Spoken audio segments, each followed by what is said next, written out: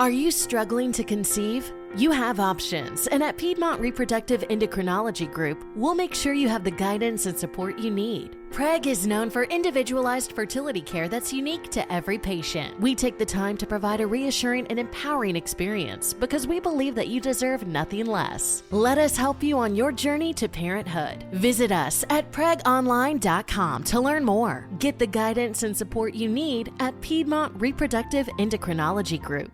All right. If my hair looks wrong, I'll just yeah, I don't do makeup and hair. I've done a No. lot of production over the years. I've been in television for almost 35 years now. Oh, So okay. I've Wow. been the jack of all the trades, but no, I never mastered hair and makeup for any of my guests. No. It's a little hard to do it remote too. Yeah, we've gotten Okay. used to doing this through the pandemic, and this is kind of how my podcast was born, out of this whole idea of, well, we got a lot of musicians out there Yeah. and they're stuck at home. Yes. Yeah. And trying to do projects remotely, which can work okay, but it's it can be a lonely scene. It's not really the same as sitting down with people in the same room. Yes, I'm sure you probably experienced through a lot of this, doing the type of work that you do. Do you have a home studio? Yeah, I do. It's I've got a nice little setup here that I'm looking at, and Yeah, there you go. see, I'm just giving you a Little tour of the yeah. It's a now big you're in the borough of Brooklyn. Brooklyn. Yeah, Nice. it's a big room on top of the house, and was built on the roof, and then they changed the zoning, so it's the highest room in the neighborhood. Oh wow. It's got air on all four sides, which is odd and interesting. Yeah, you got some But yeah, nice views. I do a lot of work from here remotely that I just ship. I do a lot of writing and emailing of mountains of PDFs, but also do some audio production and overdubs, editing, etc., and send that off by WeTransfer to all parts of the world. Do you ever think it would come to this, though? You've been doing this, I mean, we're not going to say how many years, but that we would actually be at our houses trading files, doing all this digitally. I never would have imagined video would have gone this way, where I'm working from home and sending files. Yeah. Well, we can say how many years. For me, it's been about 40, close to 45 years in the business. Believe it or not, I can hardly believe it. But yeah, it was completely different when I got started. Oh yeah. The type of jobs that developed in television and radio and all of that just don't even exist. Some of these are long gone. Right. Well, when I started in the studios in New York, there were really no usable computers to speak of. Not that you could, there were computers you couldn't really, they were a hobbyist kind of thing. You couldn't really use them for anything. Yeah. There was no sampling. There was no digital recording. There was no digital editing. Totally analog, all tape. You had your certain amount of tracks, 4 tracks to how many really that you started? Yeah, 24. I mean, for years it was 24 track analog tape, 2-inch tape. And we got to be very scientific about punching in and punching out. Wow. Yeah. I worked a little bit with audio tape, doing some audio classes, and I remember cutting with razors and things like that. Yes, yeah, splicing block. There was a real art to that, which I don't miss. Don't miss. And then there was also the technique of creating islands. Did you ever see that? Oh yeah. So that you have a safe punch out, you can put a length of blank leader tape. Yeah. You would insert leader tape. You knew where the punch in was, and at the punch out, everything would just go silent because you ran into the leader. And then once you had it, you splice it back together.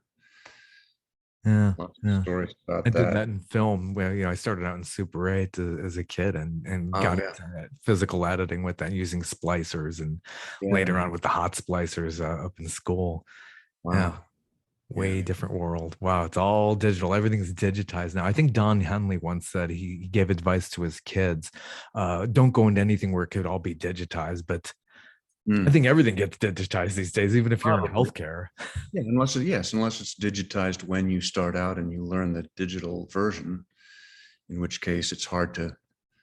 You've just got to keep up with the technology. It's hard to see how you're going to be obsoleted Yeah. as long as you keep up with the latest stuff, which is increasingly like a steep learning curve. I remember feeling really on top of that years ago, and now it can be a struggle to just learn the latest thing. I don't know how Instagram works, for example. It goes really fast. Lately, the last, I would say, 5, almost 10 years now, maybe with social media coming in, the technology just moves so quickly and it is Yeah. way harder to keep on top of. Yeah, my kids know. My adult children can explain it to me. So I depend on them once in a while. Yeah, I got a 23-year-old in Boston and who's heavily Oh, into Snapchat and things like that. And yeah.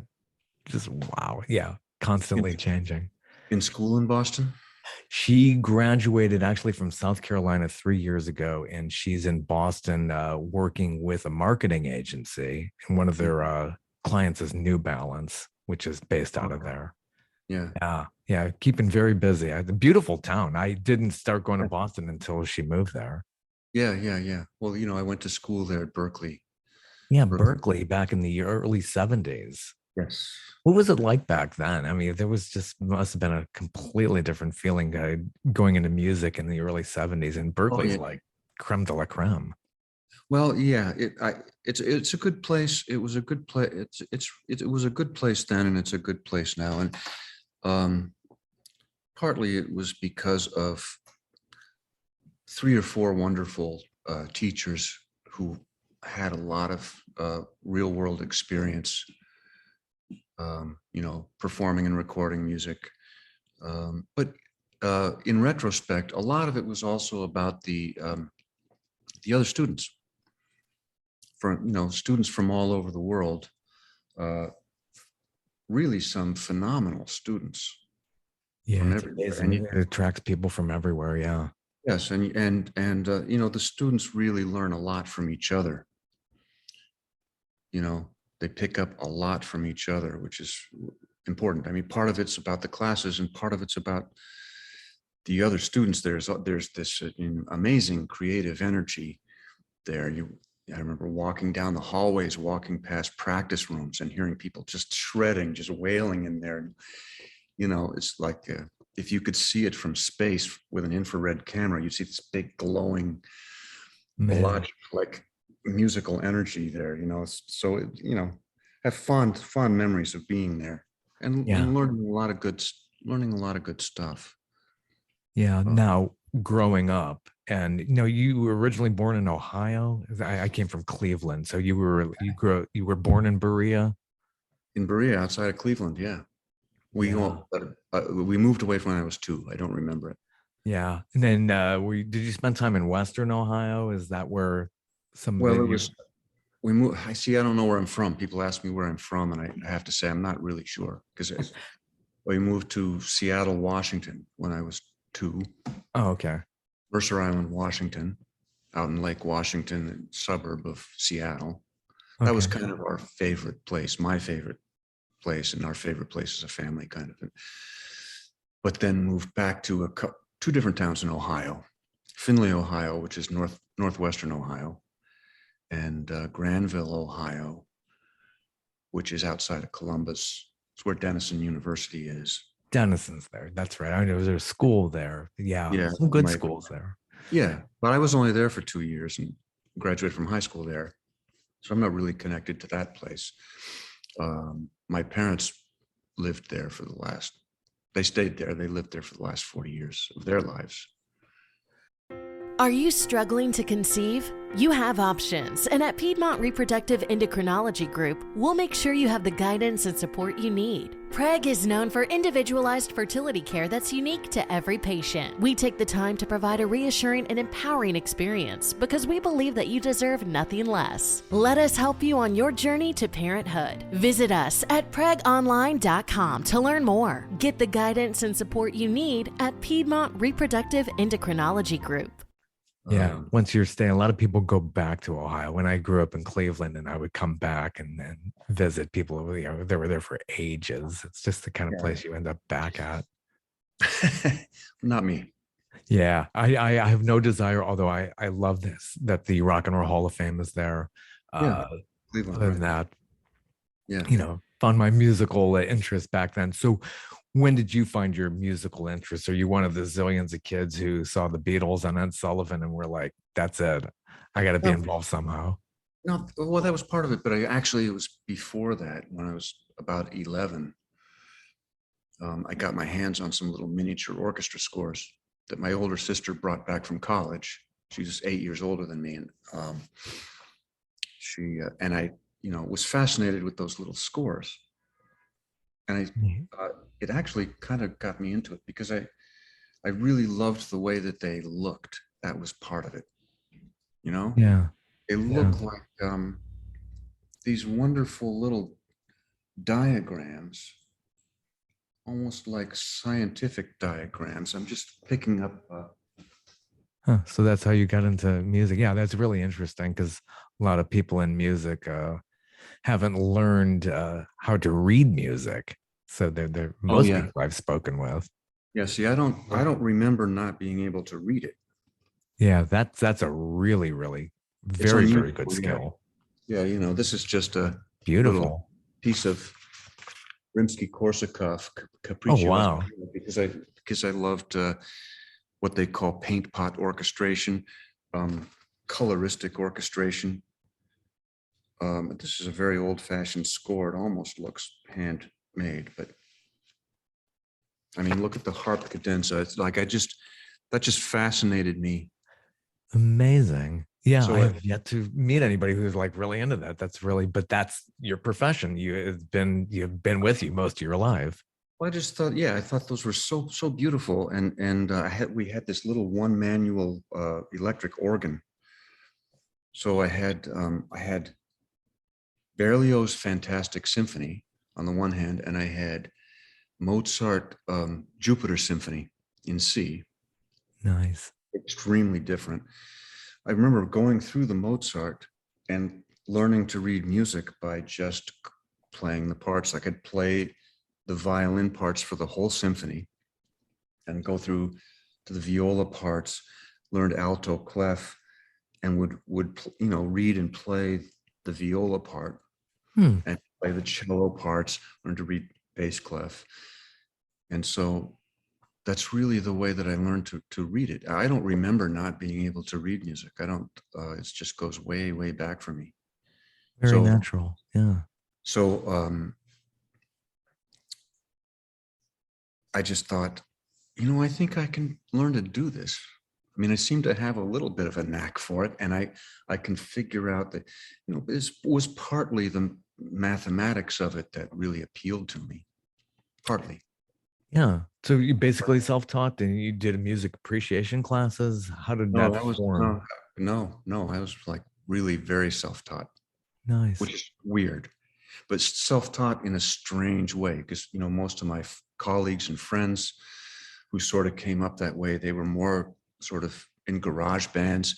They had like a Stratocaster and they played, Stones songs in the garage. You know what I mean? Like they played Satisfaction and stuff in the garage and they banged away at a drum kit or whatever. And yeah, for me, it was really different. I thought I was going to be Stravinsky. And I was not into popular music. And actually, as a little kid, I was an insufferable little snob about it. Which was, that must have been really tough, especially in those years. In retrospect, it was odd. I was really into Beethoven, like the seventh and the third and the fifth, and And when the Beatles came out and everyone was making a big fuss over them, I thought, no, no, no, that's not for me. I'm into this Oh, orchestra classical music. But then I started hearing them. I remember hearing people playing Meet the Beatles in their backyards and hearing that record like over the fence and privately saying, I kind of love the way those guitars sound. You know what yeah. I mean?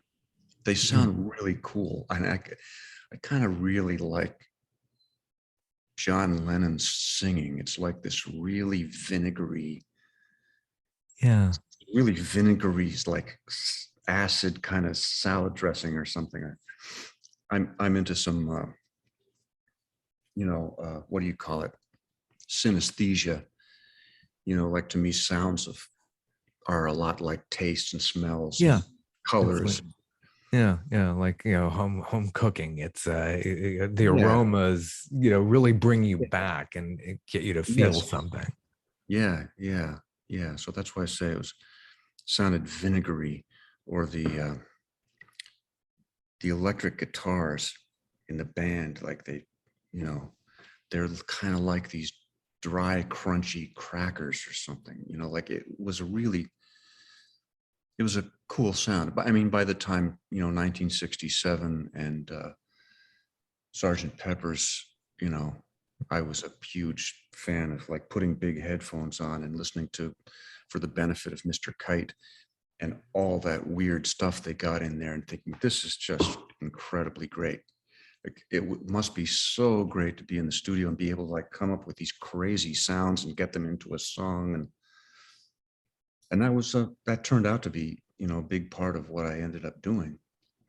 Yeah, it's really neat because when they re-released the Sergeant Pepper, and I think there was like a drawing of how they spaced people in the studio, and I thought that was really fascinating how they achieved that sound. And it's really, the whole album is 33 minutes long, so it's it's bigger than what you imagine it to be, but it's just the production, had to be fascinating. I'm sure it was for you, going back now 55 years ago with that release.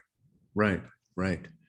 And of course, there are all kinds of books that have come out, analyzing every last detail, like what that microphone was, who was the London French horn player that played all these really high French horn parts that George Martin wrote, and all that stuff. And in recent years, I remember like sort of advertising myself to some record company people, friends of mine, saying, I could be the George Martin to some of these young bands, adding some fun little horn arrangements and string arrangements, because in a way he was my favorite Beatle. Yeah. So you were more into the production, and after Berkeley, you seem to like be into that, not like want to be one of those guys in the band, be the lead singer with the guitar and there's screaming girls and all that. You wanted to get more into production, it seems like, and you didn't really want to go out and travel and be writing the stuff and designing it. And I was never a congenital performer. I enjoy performing sometimes, but I wouldn't really miss it if I never did it again, I think. But I was always into designing the stuff and being kind of an architect of it in the background. We got enough kids out there who, to this day, who still want the stage, and now you see all these talent shows. It's like, kind of breaks my heart, because they're not really like paying their dues, which you should do as a performer. And also those singing things, the voice and all that stuff, the American Idol, they tend to become about who can sing the same old licks really powerfully and accurately. It's a little bit of a gymnastics contest. It's not that musical. It's not so much about the feeling of it.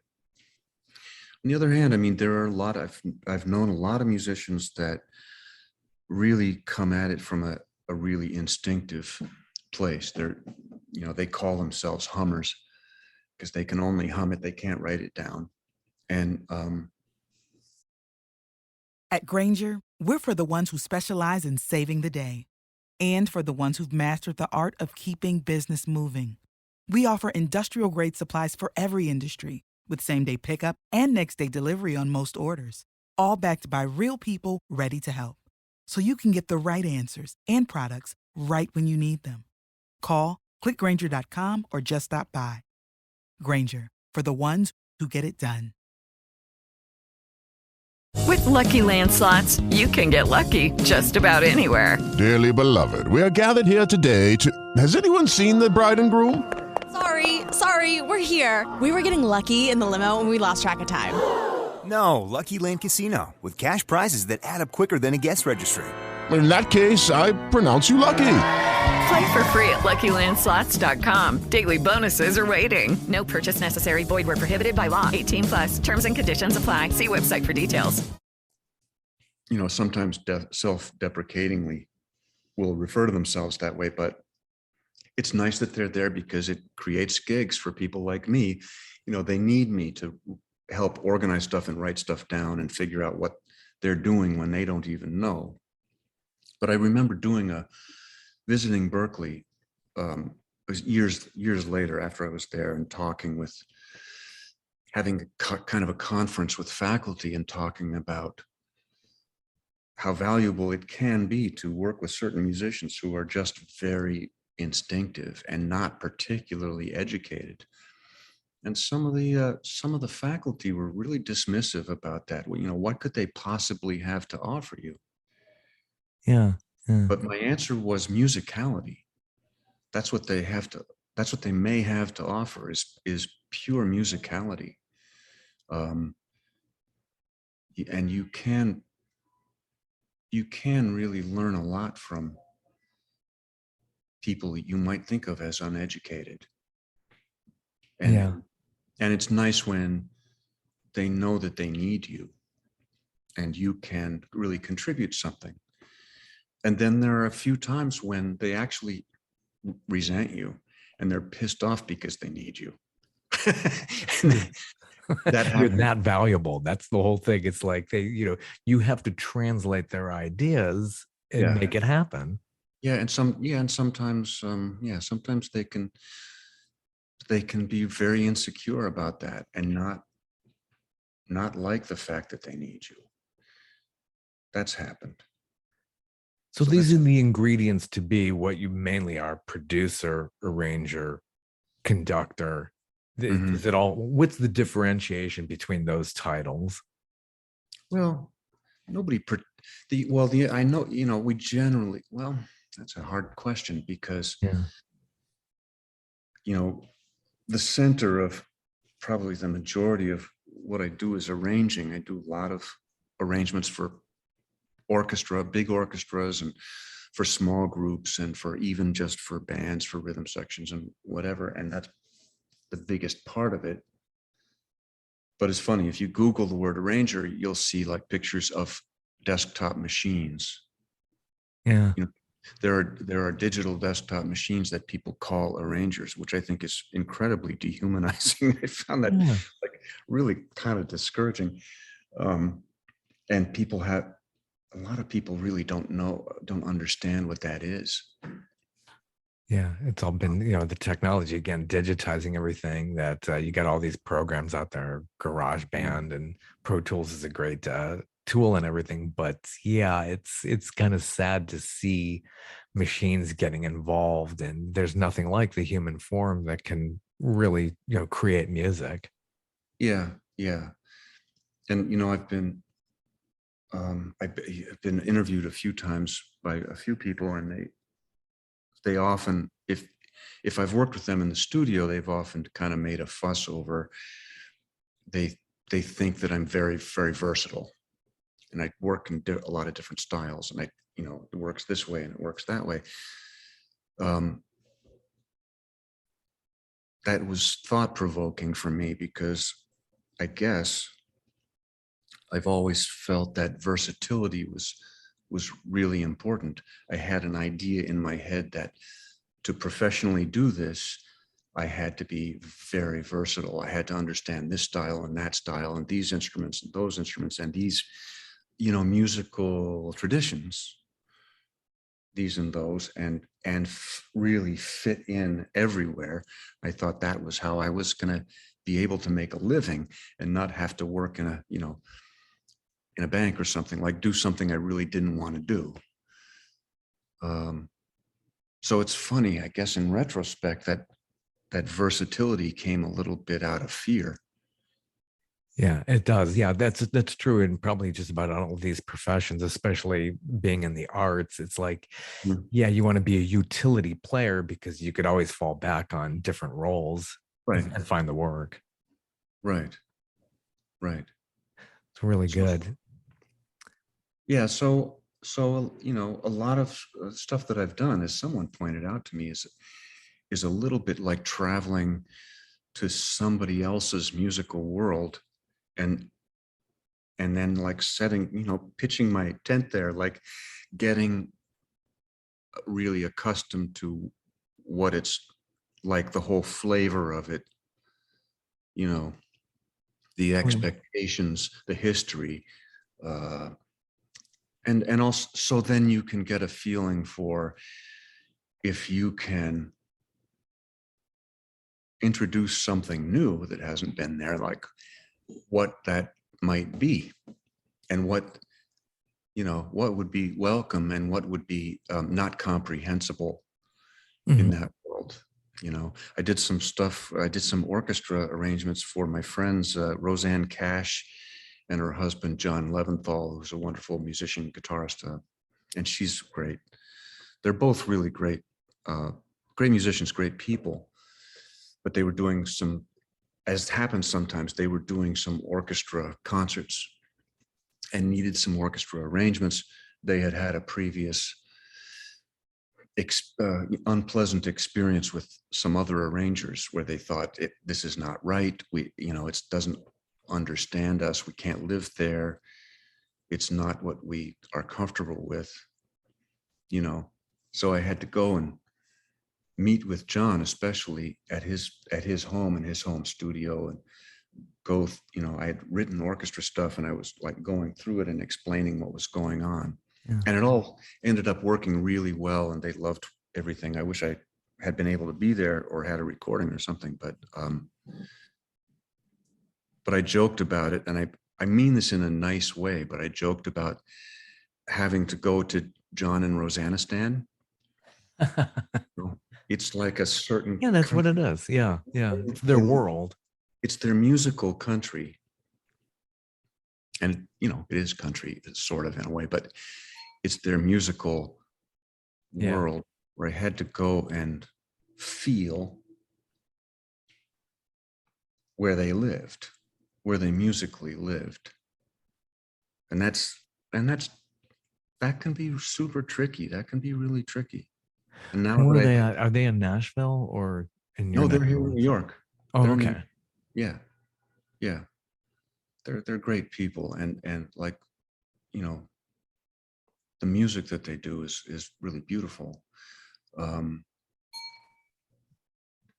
But I had to go to where they were, and thinking about it, that's really happened a lot with a lot of different people. And sure. Everyone wants to hear about the old Steely Dan sessions, Gaucho and stuff, and I started doing horn arrangements. But part of the way that I got there is listening to Tom Scott's arrangements on Asia. Yeah, that's brilliant.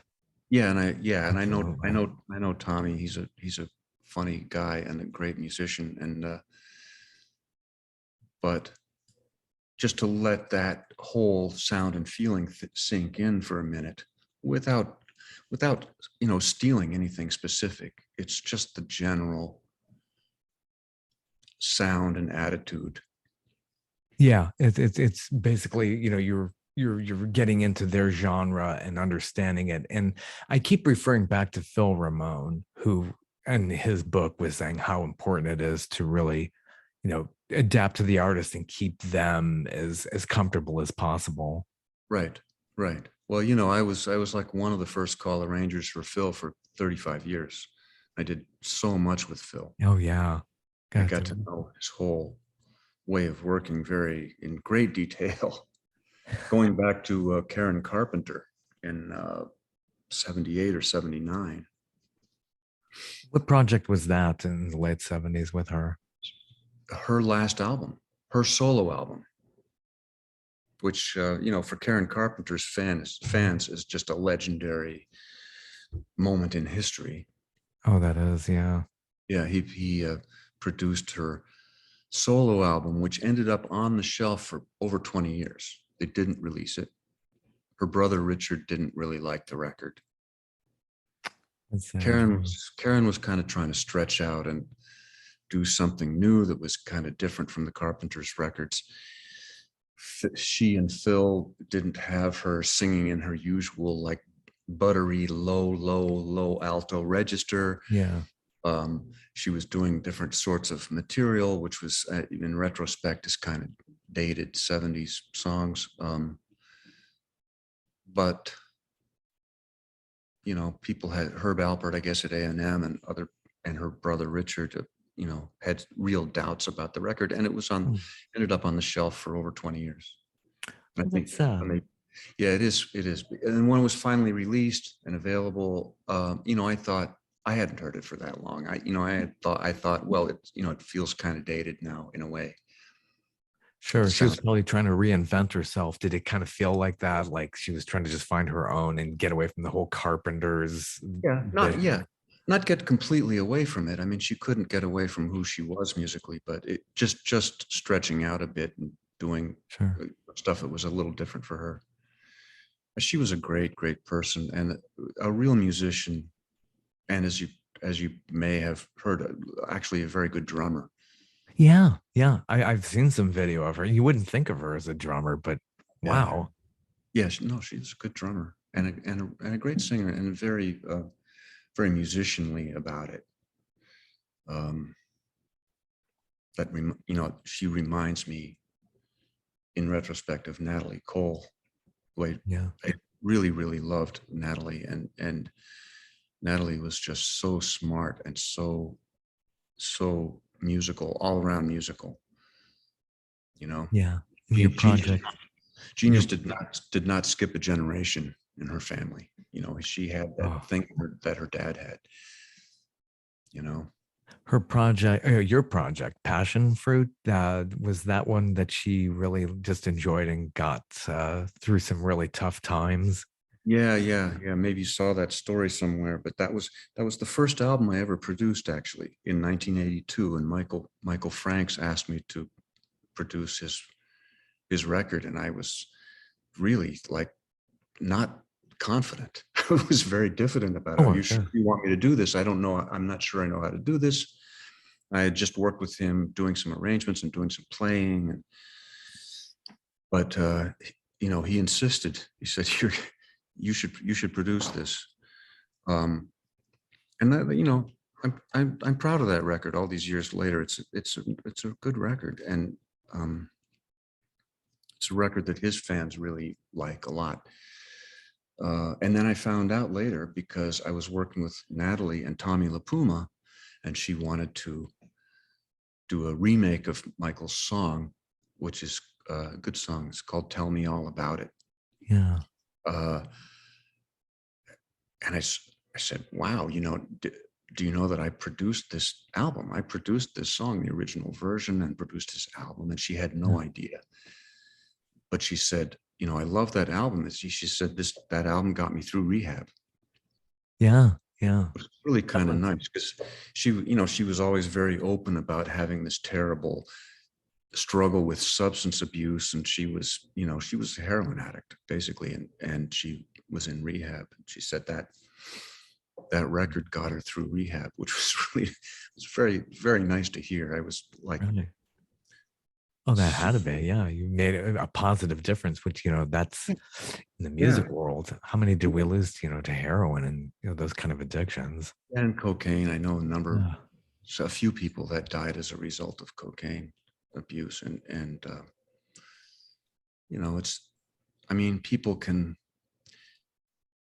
people can pay you the occasional compliment about something you did, and that's nice, But I remember one time, I've produced my own, I released my own little solo records, which are little freaks, like practically no one has ever heard them. But someone called me up on the phone and said, I was having a really terrible day. And I went for a drive in my car, and I listened to this piece of yours, and it just made me feel so much better. I thought, wow, that's the nicest compliment. I mean, that's like, that's kind of what you really hope for. You want to musically communicate with somebody in a way that if you would just make their day better, it's just so wonderful to know. Like you did something worthwhile with it. Yeah, you're leaving a positive impact on the world, which is we can't say that about a lot of other type of entertainers like those on talk radio. It's like what kind of legacy do these people leave? But you're doing something positive, and it's good for the world. Yes, just to make somebody feel better when they're having a bad day. That's just a great feeling. Yeah. So you have 3 solo albums. One's called Dig. That was the first one. Yeah. That was a strange odyssey. And then 2 sort of self-released ones. One's called Back in the Pool, and the next one's called Mango Theory. That's an interesting title, Mango Theory. Where did that come from? Well, it's a little bit jokey, but it's because I was really moved by kind of Caribbean music, by West African music, by Cuban music, by Jamaican music. I don't know. And I was inspired by just taking tropical vacations, and just watching the waves and baking in the sun and doing nothing. So I was trying to capture a little bit of that feeling. That's the mango part. That's the mango part. And the theory is like, how do I get this? How do I put this in stereo? And it's like Salvador Dali and the paranoid critical method. Did you hear about that? I mean, Salvador Dali said, well, first I go completely insane. And then I become sane again, and I take the stuff I made while I was completely insane, and I try to make a little system out of it. Hence the paintings of melting watches propped up by wooden crutches. It's the paranoid critical method. The title Mango Theory is a little bit like that. Good method to the madness. And some of your other performing, what was it like at the Central Park concert with Simon and Garfunkel now? Yeah, that was quite an event. I had never played synthesizers live on stage before. that must have been, and that place was packed. I'll never forget that. I think were you there? No, I wish I was. Saw that on TV. Was it HBO or Showtime ran that? It's been, they keep running it every so often. Wow. There were 500,000 people there. Wow. And the stage was high. And looking out over the stage, it was just this sea of people, and you could see like balloons and people flying kites and stuff. It was quite an experience. Judy was boring. Hello. Then Judy discovered ChumbaCasino.com. It's my little escape. Now Judy's the life of the party. Oh, baby, mama's bringing home the bacon. Whoa, take it easy, Judy. The Chumba life is for everybody. So go to ChumbaCasino.com and play over 100 casino-style games. Join today and play for free for your chance to redeem some serious prizes. ChumbaCasino.com. No purchase necessary. Void where prohibited by law. 18+ terms and conditions apply. See website for details. With the Lucky Land Slots, you can get lucky just about anywhere. This is your captain speaking. We've got clear runway and the weather's fine, but we're just going to circle up here a while and get lucky. No, nothing like that. It's just these cash prizes add up quick. So I suggest you sit back, keep your tray table upright, and start getting lucky. Play for free at LuckyLandSlots.com. Are you feeling lucky? No purchase necessary. Void where prohibited by law. 18+ terms and conditions apply. See website for details. And of course, Paul and Art were not getting along well at all. How did that come together? I don't know the whole story behind that, but that must have been really difficult to try to. You got two strong personalities there. Yeah, yeah. I think Phil had a lot to do with putting that together in collaboration with the city, with Ed Koch and who was mayor and other people at the city in the city government. He put it together. That was that was a really great moment. I love the stage design with the water towers and stuff. That's very New Yorky kind of thing. But I think we did a week or 2 weeks of rehearsals with that band or something like that. I can't remember if it was a week or 2 weeks. Maybe it was a week. But if it was a week and it was 5 days of rehearsals, for the first 4 days, we only played Mrs. Robinson. I still don't know why. Like, Paul just kept calling Mrs. Robinson, Mrs. Robinson. And we started thinking, aren't there like a bunch of other songs we should be looking at? I don't know why we played Mrs. Robinson over and over. And he was like trying to, think of little different ways of doing this and that, tinkering with Mrs. Robinson. So working with Phil, that also brought you another big New York name, Billy Joel. You've been on a few projects with Billy Joel. Yes, yeah. I really, really like that guy. And I feel that he's one of the great songwriters, really. He's in a way he's like somebody who was born too late. Just something I sort of sometimes feel about myself, like wish I could be back in the early 60s, with Henry Mancini doing studio orchestra stuff. I did get to experience some of that, but it was phasing out even when I started, sort of. And Billy is I think those songs are really, really, really crafted. Yeah. They're really expertly built. And some people I know just don't care for his records and don't like his music, and they don't like, I think, his hits. But they're really, really good. They're really well made. And I really love some of the real sleepers, like the deep cuts on the albums. Absolutely. Yeah. He's an album artist. And some of those are just so good. Yeah. And I remember last time I saw him was at Phil's memorial service. And he spoke about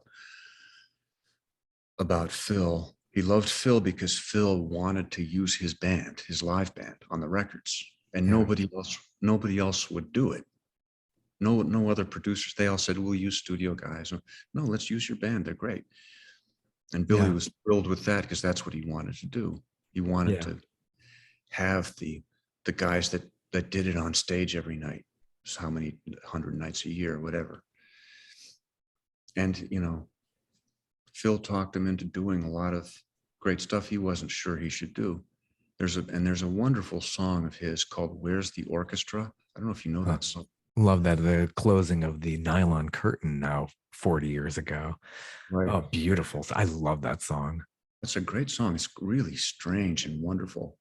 And it's really separated out too. The first time I ever heard it in headphones, it's like left, right are totally separate. Yeah. And he wasn't sure he should do it. And Phil told him, definitely you should do that. And it's really a strange, great song. It's witty. It's sort of sad. It's just great. I mean, like maybe a song that you and I appreciate that a lot of people won't quite get there. Yeah, and now it's the 40th anniversary of Nylon Curtain. What was your role on Nylon Curtain? I did a bunch of stuff.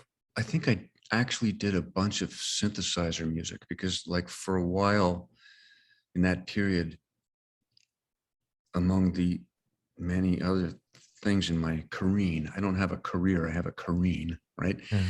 And I careened into being a synth guy for a while in the 80s. I was like a guy who had 4, 5, 6 big cases, and the cartage guys would like schlep them into the studio, and I'd set a bunch of stuff up, and say, we need you to make sounds here, make sounds there. So I did a bunch of that, I think, on that record. I mean, on the album The Bridge, I did some big arrangements, horn arrangements or something. Big Man on Mulberry Street. And oh, yeah. So I think it was mostly just colors and sounds. But I really like Nylon Curtain. To me, that was the whole album was like his homage to John Lennon. It's very John Lennon kind of record. I feel that every time I hear Surprises, another deep cut on that album, and I just feel like, yeah, he's evoked all this Beatlesque imagery. And Scandinavian skies. So I really like. But, in spite of the fact that that stuff is very produced, and John Lennon famously didn't really like production. Like McCartney liked production and was interested in it, and George Martin and McCartney would do this production stuff, and John Lennon was like certain artists like James Brown, who was just didn't like it. It didn't appeal to them. They wanted this very raw, unproduced thing, which I also, that can be super appealing. But I was always drawn to that production-ish stuff and that arranging stuff and like all of the crazy phantasmagoria you can invent, Yeah, that was his Sgt. Pepper's, as he explained it on some of the reissues. Yeah.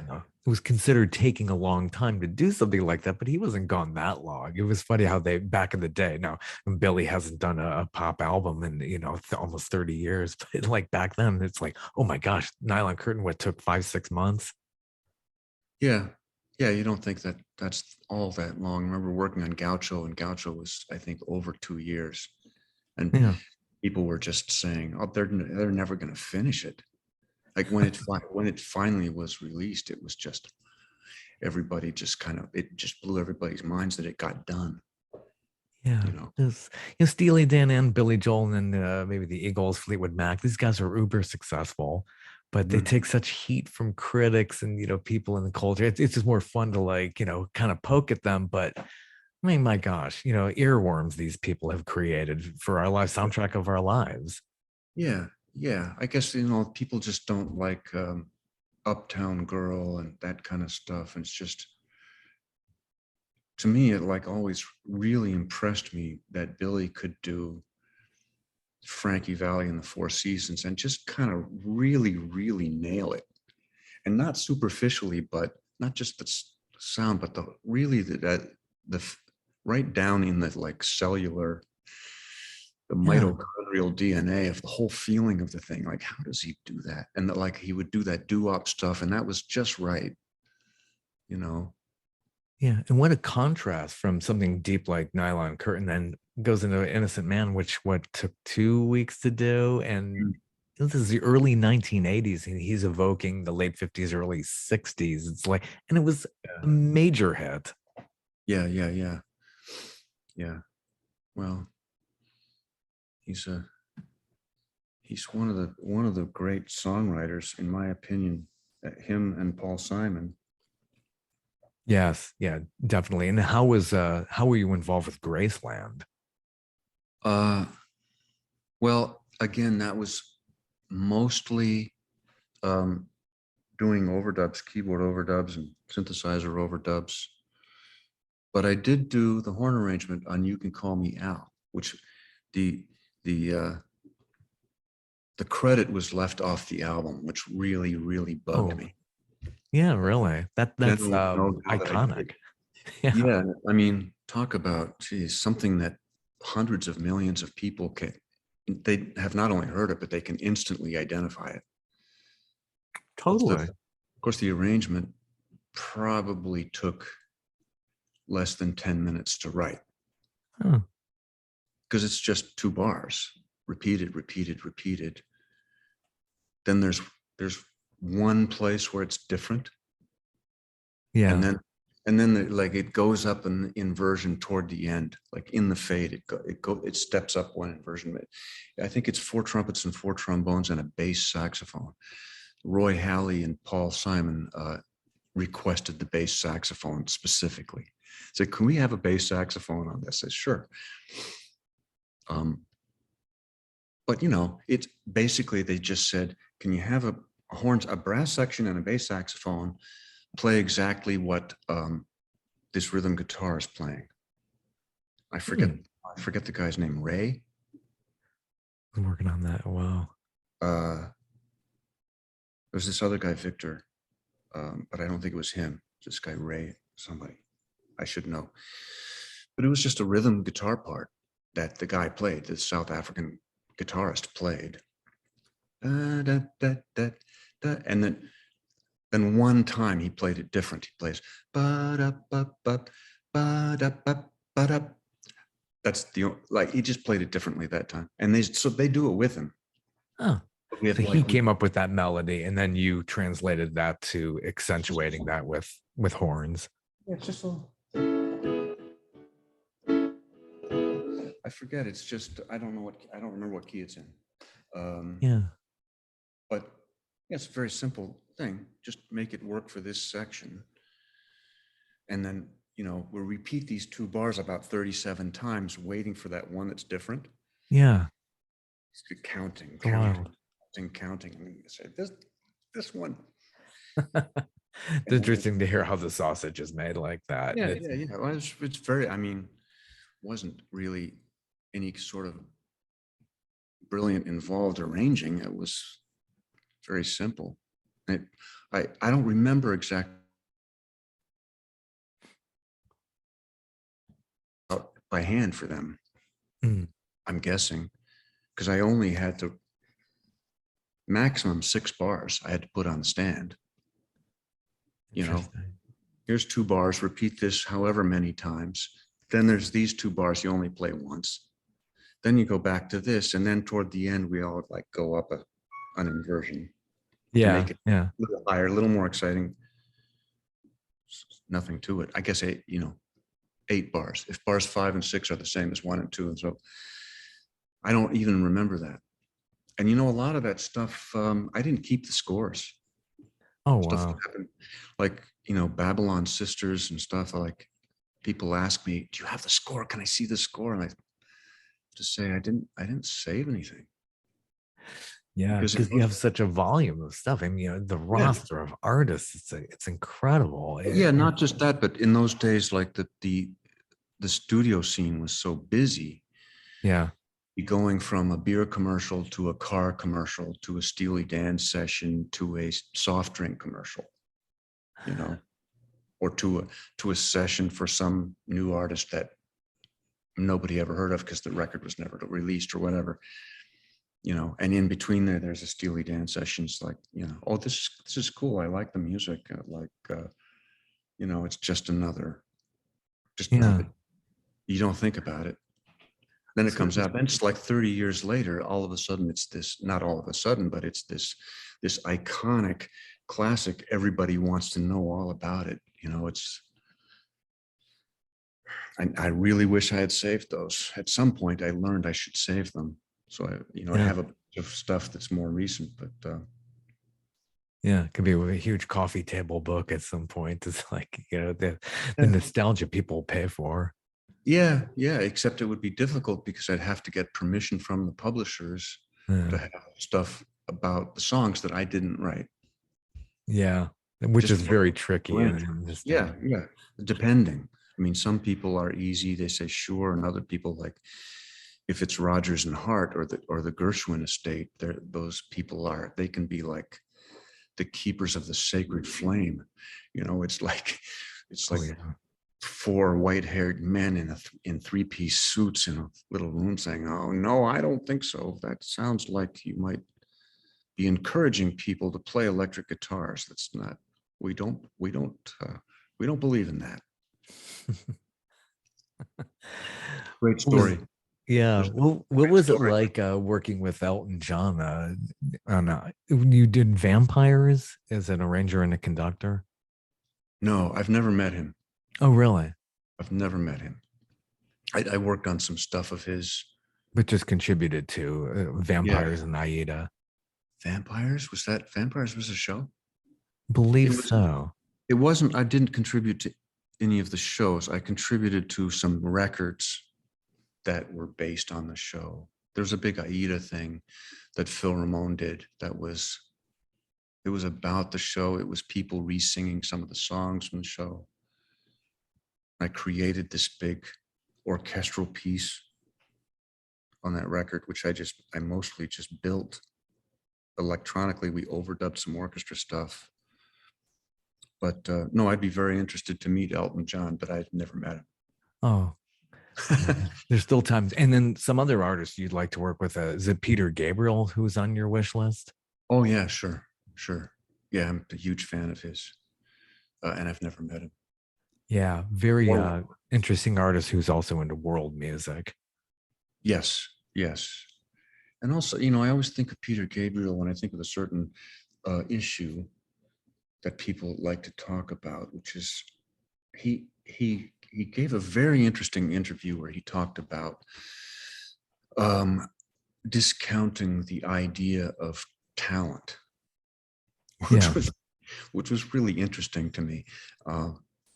And I agree with him strongly that people put too much emphasis on the idea of some sort of innate musical magical talent that certain people have. It isn't really about talent. He said, if you put a gun to anybody's head, they could do something artistic and creative if they had. And if you said you would shoot them if they didn't, they could write an interesting poem or a story, or they could draw an interesting picture, or make up a little song. Because I do feel strongly and agree with him that music belongs to human beings. It's something that human beings do. Absolutely. And it's a certain way of human beings communicating with each other. And when someone is really accomplished doing music, it's less, I think, a function of some innate talent, and it's more just a function of commitment and belief. And it's like Woody Allen's quote: 80% of success is showing up. And also the ability to let go of the belief that you can't. Yeah. We both know so many people who would say, "Oh, I'm not musical." Yeah. That a lot of people say that. They'll say, "Oh, I'm not musical. I can't carry a tune. I don't, music's not for me." But with the Lucky Land Slots, you can get lucky just about anywhere. This is your captain speaking. We've got clear runway and the weather's fine, but we're just going to circle up here a while and get lucky. No, nothing like that. It's just these cash prizes add up quick. So I suggest you sit back, keep your tray table upright, and start getting lucky. Play for free at LuckyLandSlots.com. Are you feeling lucky? No purchase necessary. Void where prohibited by law. 18+ terms and conditions apply. See website for details. Judy was boring. Hello. Then Judy discovered ChumbaCasino.com. It's my little escape. Now Judy's the life of the party. Oh, baby, mama's bringing home the bacon. Whoa, take it easy, Judy. The Chumba life is for everybody. So go to ChumbaCasino.com and play over 100 casino-style games. Join today and play for free for your chance to redeem some serious prizes. ChumbaCasino.com. No purchase necessary. Void where prohibited by law. 18+ terms and conditions apply. See website for details. it isn't really true. If you're a human being, you have some musicality. Music comes out of all parts of you. Yeah, that is very true. The body, the mind, the feelings, all of that has to be involved. That's what I try to tell students when I talk to students. Malcolm Gladwell, in his books, sort of says the same thing. I mean, he says it's not about talent, it's about love. That's a little flowery and sentimental for me. Sure. Rather than love, I would say it's about commitment and the right. desire. And isn't it interesting that people tend to get a lot better at doing things that they really like doing? Exactly. It's the 10,000 hours rule. 10,000 hours thing of his. Yeah. Doing Yeah. it. Like, if you love doing it, you do get better at it. And Yeah. you tend not to be very good at doing things that you really don't like doing. You're not, Yeah. you don't like doing them and you're not good at them because you don't like it. It's You the could simple get truth. better if you liked doing it. When you like doing it, it doesn't feel like a job. Yeah. It doesn't feel like work. That's very true. You're into your passion and you've given it more than 1,000%, and you've been at it for so long. So what are the current projects that you're working? Are you working with Trisha Yearwood, who's from here in Georgia? Not currently. I haven't seen her for a long, long time. I Okay. worked with Trisha with Phil briefly, a long time ago. Yeah. Yeah. The last time you worked with Phil, was it the Billy Joel single, All My Life? That was one of the last times. That was a lot of fun. Have you seen that video? Yeah. Yeah. Is it evoking a little bit of Frank Sinatra vibe in that? Is that what Yeah, I think Billy's point of view was more Tony Bennett. Tony Bennett. Yeah, he Just said the fedora kind of reminded me of like the Frank Sinatra. He was trying to do a Tony Bennett type song. That was a lot of fun. Yeah. Tony Bennett, what a treasure too. And just for him to be recognized now, it's just really heartwarming. Yeah. Yes. He is not a young man at this point. Yeah. We should all hope to be around as long as he is, and with such a wonderful attitude, and he's so talented. Yeah. That is talk about talent. It was wonderful to see him perform at Phil's memorial service. He and Phil got to know each other very well. And he was with his accompanist, Lee Musiker, who's a fabulous pianist and musician. And he was trying to sing into this mic with his accompanist. And he said, it doesn't sound right to me. I'm just going to do this without the mic. We put the mic on the piano and he came right to the lip of the stage. And as loud as he reasonably could, he sang with a cappella. He sang "Fly Me to the Moon," and everybody was just like riveted. Wow! Because at age whatever he was then, it's close to 90 then, I think. He just, as they say, left it all on the stage. Like, it's just so full of heart, his performance, and so loose.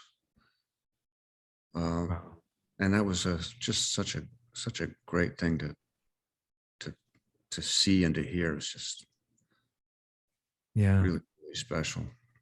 Must have been really, really amazing. Yeah, what a talent. And have you done work with Billy Porter? Oh yeah, yeah, I produced his album some years ago. It might be 10 years ago now. There's an album called Billy's Back on Broadway. Yeah, I was reading up on some of that and how you were able to collaborate and tap into. It seems like an amazing character and larger than life. Yeah. He's an unusual guy and wonderful singer.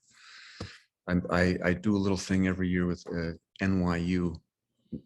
I'm doing this next week. I do a little week-long class with some people over there about doing string arrangements on people's records. It's a music production kind of class. Yeah. One thing that I always play is our version of "On the Street Where You Live." Should look that up if you can. Yeah. It's something that we did. It's a live vocal with string section, just strings and harp. And he wanted to do, he and a friend of his had the idea to do that song as a slow, heart-rending ballad. Nice. So it's a great demonstration of what a string orchestra can do. It's just him and the strings. And for him in the past, he had done it that way in some kind of sort of in honor of the gay community and the Broadway community losing so many people to AIDS. Mhm. And it was, for him, it was about,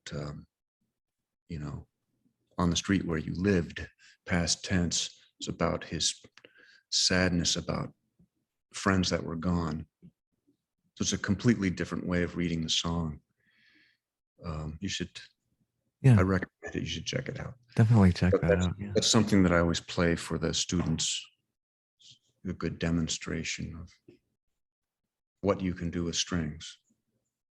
And he just really, really sings the hell out of it. He sings it to death. So that's worth hearing. Yeah, definitely. And then the film and TV work, and you got to work with Mike Nichols. Oh yeah, yeah. That's a good movie. Working Girl, I saw when that came out. Yeah, long time ago. Yeah, Mike Nichols was a very interesting gentleman. That really stands out. Have not done that much in the film business, but there was that. And there was something else with Donald Fagen when they did Bright Lights, Big City. I love that movie. Yeah, good book. I remember that when that came out. That really captures the late 1980s. Yeah, I think the problem was they waited too long to make the movie. Yeah, that's true. And then it quickly dates, right? Because when the book came out, everybody was a little bit, oh, isn't that cute and funny? Young people going out and partying and ending up with, holes in their septum from like doing pounds and pounds of cocaine and never sleeping. And isn't that cute and glamorous? By the time they made the movie, AIDS had happened and people had died. A lot of people had died, and they died from substance abuse. And it really was not that cute and funny anymore. True. Yeah. Dates fast when you're getting to be that trendy. A few years pass and like, wow. Yeah. They got a lot of cards in their test audiences for the movie. Like, people were really upset seeing Michael J. Fox putting all that white powder up his nose. They did not like it. It was not funny. It was not cute. It was disturbing and upsetting. So culture. Sad. Yeah, they did wait a while. Good book. Yeah, definitely. That was a certain phenomenon. Yeah, publishing. Interesting. But to try to imagine this, Mike Nichols and the famous beginning of Working Girl with Carly Simon's song. Yeah. The opening shots, the helicopter shots going around the Statue of Liberty, close-ups of the Statue of Liberty's face to Carly's song, which is sort of a triumphalist sort of, I don't know what it was. We put kind of a little funk beat to it, but it was sort of like a hymn, big triumphal major key sort of hymn. But one time I was in the editing room with Mike and Sam Osteen, the editor, and Mike said, check this out. And he had slugged in the Eagles' Witchy Woman. Huh. Interesting. Witchy Woman. And he put that in for the whole opening. While you're looking at the face of the Statue of Liberty, you're hearing Witchy Woman.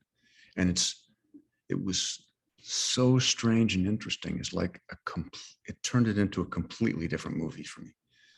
Isn't that amazing how music really does when I do video editing and I'm doing music? Yeah. Music with picture. I mean, you can take a piece of music that you would think is completely wrong for the picture, wrong for the story, wrong for the picture, put it there anyway. And something strange happens. Like it's really interesting. And I remember Mike just like looking around the room and looking at us with this little cat smile. Yeah. And everybody's like, just know it. Wow, that's so interesting. Of course, it didn't happen. But just to experiment with that was interesting. It's amazing when you're choosing music with your video. It's just, it can totally change everything. Yes. Really can. Yeah, absolutely. Wow. Well, and then you have your own project called Hallucination Box. Oh, that was a while ago. Yeah. Yeah. A lot of that was just little cues that I did a lot of stuff for Sex and the City back when it was first out. Yeah. A lot of that was little cues that were not in the show that they didn't put in the show. Little pieces that I had kind of thrown together and slung at them. But I really enjoyed doing sort of comedy music and sort of kind of like 60s Mancini comedy stuff. Yeah. You know, I really that enjoy feeling. that, and it's fun to do it. And it's fun to do music that's got kind of a little humorous edge to it. Yeah. So, and most of that is that's just a little self-released thing that people might happen upon. Yeah. Yeah. And you also got together with Will Lee and did something in the mid 80s. A little project. We had a band. We used to have a band called Joe Cool way back, early 80s. It sounds like it was fun. It was fun. It was fun. It was myself and Will, Jeff Mironoff is a guitarist, and our buddy Christopher Parker is the drummer. So it was just a little quartet. We wrote our own stuff. I wrote most of it, but Christopher and Jeff wrote some of it. And we made a little record on a Japanese label. We toured Japan at some point with our friend Sadao Watanabe, who's a famous saxophone player, a famous Japanese saxophone player who acted kind of as a mentor to us. He was, half a generation older or something. But it must have been interesting going through Japan and seeing, music is global, it's universal, and making a connection like that. Yeah, and for a long time, Japanese music fans were fascinated with American studio musicians, especially the New York guys. Yeah, which was amazing to see over there. Like, here, nobody has any idea who any of us are, and like over there, it was almost like they were trading baseball cards with our pictures on them. They know all about us, and you would do some little show, and people would come to the door afterwards and ask you for dozens of autographs, and they'd have a pile of LPs. Wow. And I'd get to some that'd say, I'm not on this one, I don't think. And they'd say, oh, yes, you are. And they'd show you and say, oh, I did do this one. Isn't that freaky? Yeah, they're bringing all this up. Yeah, they know more about what you did than you do. Yeah, it's quite a history. You've had, you work with newer artists like Brett Eldredge and people like that from Nashville. Rihanna, Yeah, I never met Rihanna either, but I did a bunch of string arrangements for some of her records because the producers that discovered her and broke her were some guys from New York. And at some point, they really fell in love with strings. They wanted to do live string sections, which was very nice for me because I got some nice gigs out of it, including the record Unfaithful, which was a big hit for her. That's another one I play for the students next week. But Brett just called us up. I co-produced this swinging big band Christmas record I think it's about 5 years ago now, the first one. We just did another one last year. He's really great. He's a great singer, and when he does this classic old-fashioned swing music, he can really live there. He's really good at it. I mean, he's got a real feel for it, which most people who try to do it as a side project, they don't really live there. They can't, I call them tourists. It's a little bit like they're wearing a Halloween costume, and you feel like, oh, isn't this cute that I'm doing this music that my grandma liked, Right. And that's a little bit irritating when it's like that, but he's not at all like that. I mean, he really has a feel for it. He's good at it. The record from last year is called Mr. Christmas. I believe that we have the best version of Jingle Bells ever. Yeah. Very good. Yeah. Gotta cart that out at Christmas. I think we have the best version. It's like a Nice. hard swinging, up tempo Jingle Bells. It's almost like Louis Jordan or somebody doing it. Yeah. It was really fun. He's a very wonderful fun. guy. He's a wonderful guy to work with, and really, really good performer. Real good. There's a lot of good new talent out there. It's not like, oh, they're not making anything good anymore. It's like they're out there. Yeah. Well, I often feel a little out of touch. I should work harder at staying in touch with everything that's happening. I keep thinking, well, I'm going to take a few days and do that sometime, but I don't quite get to it. You're quite busy, that's for sure. Yeah, Sometimes, yeah. Yeah. It's hard to keep on top of. Music has moved so much faster these days, especially with all the streaming services. And right, there's so much out there. I saw some of the Grammys. It was interesting, but yeah, it's really tough to keep up. Yeah, people out there. Yeah, I don't watch award shows. I really don't like award shows. Yeah. I copped an attitude about that a long time ago. I can't shake it. Yeah.